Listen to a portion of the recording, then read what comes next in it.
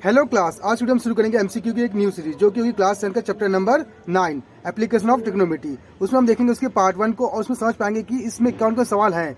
ये आपके board preparation में काफ़ी मदद करेंगे। अगर देखा जाए तो ये आपके लॉन्ग क्वेश्चन जो होते हैं उनको भी सॉल्व करने में ये मदद करेंगे अगर आपने इसके पैटर्न को समझ लिया तो चलिए इसे शुरू करते हैं। तो इसका जो पहला क्वेश्चन है वो क्या कह रहा है, ये कह रहा है कि from the top of a building 60 metre high. तो एक बिल्डिंग ड्रॉ कर लेंगे जिसकी हाइट कितनी दी है, 60 मीटर दिया है। तो एक बिल्डिंग बनेगी जिसकी हाइट कितनी दी है, 60 मीटर दी हुई है। इतना क्लियर। अब बोल रहा है कि the angle of a dispersion of the top and the bottom of a tower. Tower के टॉप और बॉटम को देखा जा रहा है इसके बिल्डिंग के टॉप से। अगर बिल्डिंग के टॉप से आप अगर टावर के टॉप को देख पा रहे हैं, इसका मतलब आपका टावर जो होगा बिल्डिंग के कंपेयर में क्या होगा, छोटा होगा। तो इसका मतलब हम जो टावर बनाएंगे वो क्या होगा, इसके कंपेयर में छोटा होगा। ठीक, तो ये हमारा टावर हो गया h हाइट का। इतने में कोई दिक्कत तो नहीं। अब बोल रहे हैं कि the observe to be 30 and 60, मतलब जब इसके टॉप को देखा जा रहा है तो 30 बन रहा है एंगल, और जब इसके बॉटम को देखा जा रहा है तो कितना बन रहा है, 60 बन रहा है। तो फाइंड करना हाइट किसकी, टावर की, कि भाई टावर की हाइट क्या होगी। तो दोनों अगर देखा तो जमीन पे ही खड़े होंगे, तो नीचे हम जमीन बना लेते हैं। इसी के पैरेलल एक लाइन ड्रॉ कर लेते हैं यहाँ पे। अब व्यक्ति यहाँ पे खड़ा है ना, तो अपने आई के हिसाब से उसके पैरेलल में हम देखेंगे। अगर इंसान जैसे आई है, मतलब जैसे ये आँख है, ठीक ना। अब व्यक्ति अगर सामने क्यों देखेगा तो ये हॉरिजॉन्टल बनेगा, लेकिन वो डिप में नीचे क्यों देख रहा है ना, क्योंकि नीचे वाले ऑब्जेक्ट देख रहा है तो नीचे जाएगा डिप में। इतना क्लियर, बिलो में जाएगा इस हॉरिजॉन्टल लाइन के। इतना क्लियर। अब हमें पता है ये लाइन और ये लाइन अगर पैरेलल है, और ये लाइन और ये लाइन पैरेलल है, या ये लाइन और ये लाइन पैरेलल है, इसका मतलब कह सकते हैं कि तीनों एक दूसरे क्या होंगे, पैरेलल होंगे। तो यहाँ पे हम कुछ कॉन्सेप्ट भी यूज करेंगे, ध्यान से देखिएगा। अब ये व्यक्ति नीचे देखता है पहले इसके टॉप को, तो यहाँ जब देखेगा तो कितना एंगल बनाता है, 30। ठीक, 30 यहाँ बनाएगा क्योंकि कितना एंगल डिप कर रहा होगा, 30। अब ये एंगल और ये एंगल क्या होंगे, इक्वल। क्यों इक्वल होंगे, क्योंकि असल में कैसे बना रहे होंगे, अल्टरनेट एंगल। इतना क्लियर। तो ये 30 और ये 30, इतना क्लियर ना। अब बात करते हैं कि अब दोबारा देख रहा है इसके बॉटम को, तो यहीं से इसके बॉटम को देखेगा तो कितना एंगल बना रहा है, 60 बना रहा है। 60 डिग्री नीचे झुका रहा होगा ना अपने आप को, तो ये एंगल भी कितना बनेगा, 60। वही रूल अल्टरनेट वाला। इतना क्लियर। अब देखिए यहाँ से हाइट हमने h लिया, तो ये भी हाइट हमारी क्या होगी, h होगी। तो बची हुई हाइट हमारी कितनी होगी, देखिए टोटल 60, ये h मास का क्या आएगा, 60 माइनस h आ जाएगा। इतना क्लियर। अब बेस को हम ले लेते हैं यहाँ से, यहाँ इनके बीच डिस्टेंस को x लेते हैं, तो ये भी हमारा कितना होगा, x होगा। इतना क्लियर ना। अब इसे सॉल्व करते हैं। सबसे पहले हम लेंगे ये एंगल 30, तो 30 में ट्रायंगल कौन सा मिलेगा, ये ट्रायंगल मिल रहा ना, देखिए जिसमें हाइट ये है 60 माइनस h और बेस क्या है, x है। ठीक, तो लेते हैं 10 30 इक्वल टू हाइट कितनी दी, ये दी है ना, तो 60 माइनस h अपॉन बेस क्या दिया, x सॉरी ये दिया है। अब देखिए 30 की वैल्यू क्या होती है, 1/√3, तो इसकी वैल्यू रखेंगे, तो 1/√3 equal to 60 minus h upon में x, क्रॉस मल्टीप्लाई कर लेंगे तो देखिए x बन जाए x इक्वल टू √3 उधर जाए तो √3 ब्रैकेट में 60 माइनस h। ये हमारी इक्वेशन फर्स्ट बन जाएगी। इतना क्लियर। अब लेंगे 60 वाला, तो 60 वाला देखिए ट्रायंगल कौन सा मिल रहा है हमको, ये ट्रायंगल मिला ना बड़ा सा, इसमें हाइट कितनी दी है, 60 और बेस कितना दिया x, तो लिखेंगे 10 60 इक्वल टू हाइट कितनी है, यहाँ से आया 60 है और बेस हमारा क्या है, x है। अब 10 60 की वैल्यू क्या होती है, √3 इक्वल टू 60 अपॉन में x की वैल्यू क्या दी, ये इसे यहाँ पुट करिए तो क्या आएगा हमारा, देखिए √3 ब्रैकेट में 60 माइनस h। अब ये अपॉन में अगर मल्टीप्लाई में तो √3 क्या होगा 3 ब्रैकेट में क्या आएगा 60 माइनस h इक्वल टू 60। 3 से उड़ा दीजिए तो कितना बचेगा हमारा 20। इतना क्लियर ना। अब मास का h उधर भेज दीजिए, प्लस का 20 उधर भेज दीजिए, तो h इक्वल टू क्या आएगा 20 उधर जाएगा, तो 60 माइनस 20 मतलब कितना 40 आ जाएगा। तो इस तरह से हमारी हाइट जो आएगी टावर की वो कितनी आएगी, 40 मीटर आ जाएगी। और ऑप्शन कौन सा, ऑप्शन ये हमारा करेक्ट हो जाएगा। अब बात करेंगे question number second. Question number second क्या कह रहा है, ये कह रहा है कि एक पोल है जो कास्ट कर रहा है एक शैडो को ऑफ अ लेंथ इतना, जिसकी लेंथ कितनी दी है, इतनी दी है, ऑन द ग्राउंड, किस पे, ग्राउंड पे। तो अगर देखिए हम एक पोल बनाते हैं और यहाँ एक सूरज होगा, ठीक ना। जब ये सूरज इस पर पड़ रहा होगा तो इसकी परछाई बननी होगी नीचे की ओर, जिसकी लेंथ कितनी दी है, 2√3 मीटर दिया हुआ है। इतना क्लियर। अब जो एंगल बनना है वो 60 बनना है, तो मतलब एक व्यक्ति यहाँ खड़ा होगा, तो जब वो सूरज को देख रहा है तो देखने की कंडीशन पे जो एंगल बनना है वो कितना बना, 60 एवोल्यूशन बोला ना, मतलब नीचे से ऊपर की ओर देखेगा। इतना क्लियर। तो जब ये देखेगा तो कितना एंगल बनाएगा, 60 बनाएगा। इतना क्लियर ना। अब निकालना हमें हाइट ऑफ पोल। भाई इस पोल की हाइट क्या होगी, सिंपल, हाइट और बेस है ना, तो हम tan थीटा ही यहाँ पे यूज करेंगे। तो देखिए tan थीटा, थीटा कितना दिया 60 इक्वल टू हाइट निकालना, तो h मान लेते हैं, बेस कितना दिया 2√3। इतना क्लियर ना। अब tan 60 की वैल्यू क्या होती है, √3, तो इसकी जगह हम लिखेंगे क्या, √3 इक्वल टू h अपॉन 2√3। अब ये अपॉन में तो मल्टीप्लाई में, तो √3 multiply 2√3 equal to h, multiply कीजिए √3 into 2 equal to h, multiply कीजिए 6 मीटर, तो हाइट कितनी आ जाएगी, 6 मीटर आ जाएगी। और इस तरह से हमारी प्रॉब्लम सॉल्व हो जाएगी।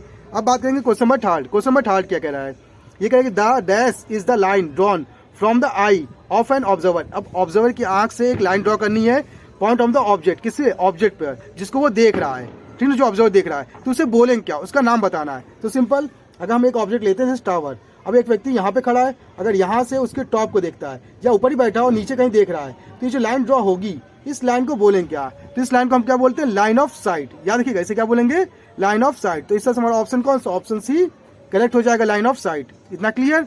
अब बात करेंगे क्वेश्चन नंबर 4। क्वेश्चन नंबर 4 क्या कह रहा है, ये कह रहा है कि the sting of a kite, मतलब काइट का जो धागा है वो 100 मीटर है, मतलब एक पतंग बनी हुई है, पतंग से जो धागा कनेक्टेड है वो कितना है, 100 मीटर का है। And it make an angle 60, और कितना एंगल बना रहा है, 60 degree with the horizontal ground, ठीक ना।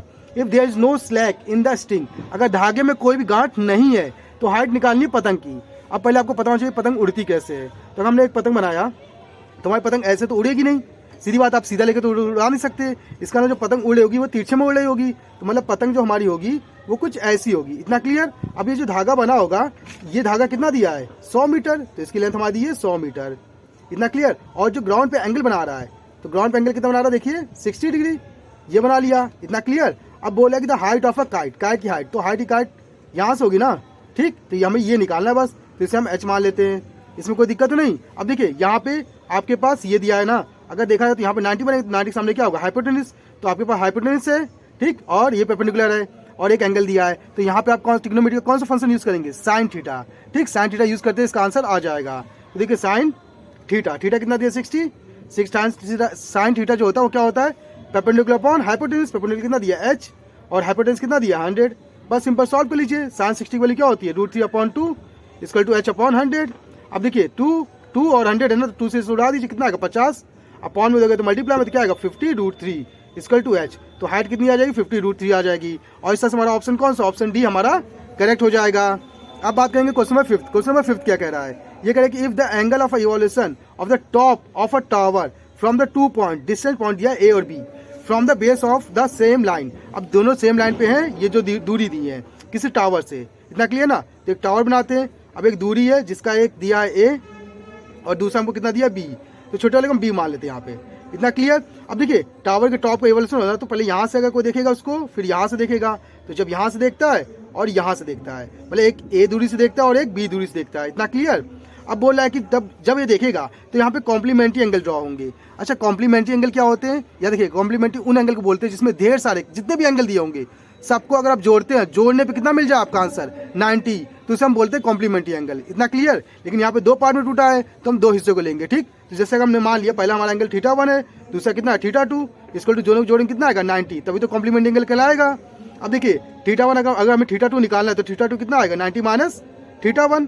इतना क्लियर। अगर हमने इसी को ही अगर थीटा ले ले, पहला एंगल क्या ले लें थीटा, तो दूसरा एंगल क्या आएगा 90 माइनस थीटा आएगा। इतना क्लियर। अब बस इनको सॉल्व कर लीजिए, आपका आंसर आ जाएगा। तो सबसे पहले थीटा है ना, अच्छा इसको पहले h मान लेते हैं हाइट को, ठीक। अब देखिए थीटा दिया है ना, तो पहले हम ये रेक्टेंगल यूज करेंगे। तो इसमें देखिए हाइट और बेस की बात की है ना, तो tan थीटा यूज करेंगे। तो tan थीटा इक्वल टू हाइट कितना h और बेस कितना यहाँ से यहाँ a है। इतना क्लियर। इसे इक्वेशन फर्स्ट मान लेंगे, दूसरा इसके लेंगे 90 माइनस थीटा, तो इसके लिए हाइट हमारी क्या है ये है, और बेस क्या देखिए b है, तो tan 90 माइनस थीटा इक्वल टू हाइट कितना दिया देखिए h और बेस कितना दिया b। इतना क्लियर ना। अब tan 90 माइनस थीटा क्या होता है, याद रखिएगा cot theta equal to h/b, ठीक। अब देखिए cot जो होता है ना वो tan का उल्टा होता है, अगर आप इसको उल्टा करेंगे, ठीक, तो ये भी आपका क्या हो जाएगा उल्टा। तो हमारा क्या आएगा यहाँ पे tan थीटा इक्वल टू b/h। इतना क्लियर ना। इसे हम इक्वेशन सेकंड मान लेंगे। अब देखिए tan थीटा इक्वल है, तो ये दोनों भी क्या हो जाएंगे हमारे इक्वल। तो क्या आएगा b/h equal to h/a, cross multiply कर लीजिए तो h क्या आएगा h² equal to a into B A B. अब इसका हो जाएगा तो रूट में, तो हमारा h का मान क्या आएगा रूट में ए बी, और इस तरह से हमारा आंसर आ जाएगा। इतना क्लियर। अब बात करेंगे क्वेश्चन नंबर 6। क्वेश्चन नंबर 6 क्या कह रहा है, तो ध्यान देखिए क्वेश्चन नंबर 6 कह रहा है द मेजर, हमें मेजर करना है एंगल को, ठीक। अब इवोल्यूशन हो रहा है किसके, टॉप ऑफ टावर, टावर है, टावर का इवोल्यूशन हो रहा है, ठीक ना, उसके एंगल को मेजर करना है। अब बोला कि टावर जो है ना इतने मीटर हाई है, कितना दिया 75√3 मीटर हाई। इतना clear. From a point at a distance of 75 metre from the foot, इसके फुट से जो व्यक्ति जो देख रहा होगा उसकी डिस्टेंस कितनी दी है 75 मीटर। इतना क्लियर। अब यहाँ से इसका इवोल्यूशन हो रहा है, तो ऊपर देखेगा वो बंदा देख रहा है, तो हमें बताना कि एंगल कितना होगा वो मेजर करना है। सिंपल, हाइट और बेस दिया है ना, तो सिंपल tan थीटा यूज करके निकाल लेंगे। तो देखिए tan थीटा, यही थीटा हमें फाइंड करना है। हाइट कितनी दी है 75√3 अपॉन बेस कितना है 75, 75 से 75 कटा √3 आया, अब √3 10 में किसकी वैल्यू होती है 10 60 की, तो इसकी हम क्या लिखेंगे 10 60। अब 10 से 10 खत्म हो जाएगा तो थीटा इक्वल टू क्या आएगा 60 डिग्री आ जाएगा। इस तरह से हमारा ऑप्शन कौन सा ऑप्शन डी करेक्ट हो जाएगा। क्वेश्चन नंबर 7, क्वेश्चन नंबर 7 क्या कह रहा है, ये कह रहा है the dash is the angle between the horizontal and the line of side to an object when the object is below. अब एक व्यक्ति है वो देख रहा है तो उसके हॉरिजॉन्टल से जो उसका जो देखना होगा पर्सपेक्टिव, जैसे अगर व्यक्ति ये खड़ा है ठीक ना, यहाँ से वो देखेगा तो ये हॉरिजॉन्टल लाइन होगी ना। अब वो व्यक्ति नीचे की ओर देख रहा है, बिलो बोला है ना, नीचे की ओर, अगर वो नीचे की ओर देखता है तो वहां पे क्या होता है हमारा डिस्पर्जन होता है, एंगल ऑफ डिस्पर्जन वहां निकलेगा। ठीक, तो इस तरह से हमारा आंसर कौन सा होगा ऑप्शन बी करेक्ट हो जाएगा, एंगल ऑफ डिस्पर्जन। ठीक, अब बात करेंगे क्वेश्चन नंबर 8। क्वेश्चन नंबर 8 क्या कह रहा है, ये कह रहा है the angle of elevation and the angle of dispersion.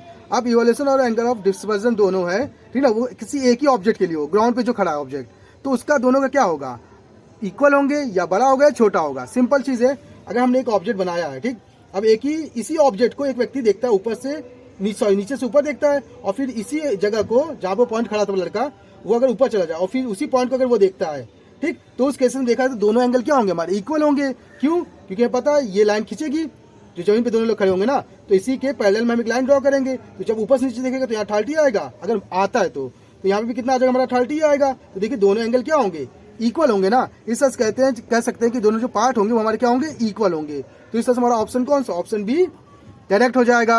अब बात करेंगे क्वेश्चन नंबर 9। क्वेश्चन नंबर 9 क्या कह रहा है, ये कह रहा है कि द रेशियो बिटवीन, हमें ratio between height and the length of shadow इतना दिया है, मतलब 1/√3। अब हाइट और क्या दिया है शैडो दिया है ना, तो हमने एक पोल बनाया है तो पोल की हाइट ये होगी और इसकी लेंथ जो बनेगी शैडो वो ये होगी। ठीक, इसका रेशियो दिया हुआ है, इतना क्लियर रखिएगा। ठीक, तो अगर इससे मान लेते हैं हम क्या x, तो x बन जाए x आ जाएगा, इसको अगर इसे x माना है, रेशियो को x लिया है, तो यहाँ पे हमारा x आएगा, तो क्या आएगा √3x आएगा, तो यहाँ पे हमारा x हो गया और यहाँ क्या आएगा √3x, इतना क्लियर। अब इसने बताया कि बताना है कि एंगल कितना होगा, सन का एवोल्यूशन कितना होगा, तो अब इसे हम थीटा मान लें, सेम इस जैसे सवाल है ठीक ना। तो ध्यान देखिए tan थीटा यूज करेंगे तो tan थीटा हमें निकालना है, हाइट कितनी दी है x, बेस कितना दिया √3x, x कटा तो 1 आया, 1/√3 10 में किसकी वैल्यू होती है, तो हमें पता है किसकी होती है tan 30 की, तो इसकी जगह हम क्या लिखेंगे tan 30, तो tan थीटा इक्वल टू tan 30, 10 से 10 खत्म हो गया तो थीटा कितना आ गया 30 डिग्री आ गया। और इस तरह से हमारा ऑप्शन कौन सा ऑप्शन बी करेक्ट हो गया। अब बात करेंगे क्वेश्चन नंबर 10 जो कि लास्ट क्वेश्चन होगा। ये क्या कह रहा है कि if the angle of dispersion of a car from 100 metre height tower, तो एक टावर है इसकी हाइट कितनी दी है 100 मीटर, अब ऊपर कोई बंदा बैठा हुआ गाड़ी को देख रहा है कार को, तो कार हमारी ये रही, अब ये कार आ रही है, तो इस कार को जब व्यक्ति ने देखा ठीक ना, तो जो डिस्पर्जन हो रहा है वो कितना 45 डिग्री का, तो हमें पता है कि नीचे कार दौड़ेगी तो इसी के पैरेलल व्यक्ति को हम ड्रॉ कर लेंगे उसकी आई को। ठीक, अब यहाँ से कितना डिस्पर्जन हो रहा है 45 का, तो ये भी हमारा कितना होगा 45, पता है ना क्यों, क्योंकि कैसे होंगे अल्टरनेट एंगल होंगे, इतना क्लियर। अब हमें निकालने के बताना है कि ये जो एक कार है ये इस टावर के फुट से कितनी दूर है, इतना क्लियर। तो हमें ये निकालना तो इसे हम मान लेते हैं x, इसमें कोई दिक्कत नहीं।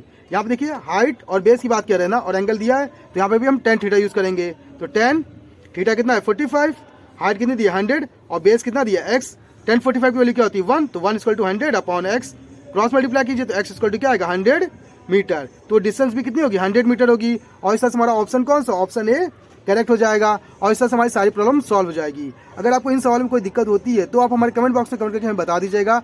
अगर आपके पास मैथ्स से रिलेटेड कोई प्रॉब्लम है तो भी आप कमेंट करके हमें बता दीजिएगा, उसका सोल्यूशन हम आपको बता देंगे। तो आज की क्लास के लिए धन्यवाद।